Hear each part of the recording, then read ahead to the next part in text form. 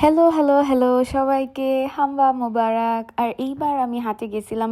এর আগেও আমি ছোটকালে ২-৩ বার হাটে গেছি। কিন্তু লাস্ট ২-৩ বছর আমার যাওয়া হয় নাই, কারণ আমার প্রি বোর্ডস থাকতো, না হলো বোর্ডস থাকতো। তো সব মিলে এইবার আমি অনেক এক্সাইটেড ছিলাম যে অনেক বছর পর যাব। So here we go. আমরা গেছিলাম উত্তরার দিয়াবাড়ি হাটটাতে, অ্যান্ড আমরা প্রায় 20 থেকে 25 জন মোস্ট প্রবাবলি গেছিলাম সবাই মিলে। সো উই চোজ মেট্রো, কারণ আমাদের জন্য ওইটাই অনেক কনভিনিয়েন্ট হয়তো এতগুলা মানুষ আসার জন্য। তারপর এই যে আমরা হাটে যাই, ঢুকি, হাটে অনেক সুন্দর সুন্দর গরু দেখছি, মাশাল্লাহ এত সুন্দর।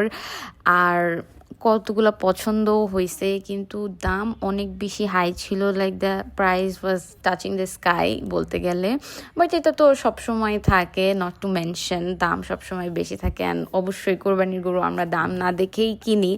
সো যাই হোক, তারপর অনেকগুলো গরু দেখি, অনেক ভাল লাগে। কতগুলো গরু এত শান্ত, এত কিউট। আর এই গরুটা তো, সাদা গরুটা তো পুরাই ছিল পুকি। তারপরে এই যে আমার ভাইরা, তাদের যে কোনো প্লেসে না খাইলেই না, যাই থাকুক না কেন তাদের খাইতে হবে।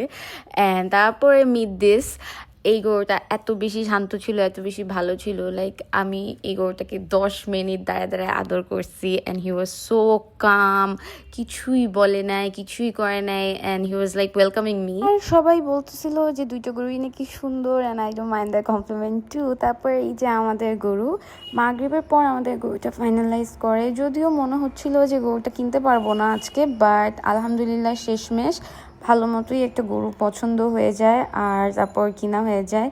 এই তো আমাদের গরু, মাশাল্লাহ খুবই সুন্দর। আর বিগত কয়েক বছর ধরে আমাদের গরু সবসময় লাল কালার কিনা হয়, অ্যান্ড এইবারও সেম ওয়েতে লাল কালার কিনা হয়েছে।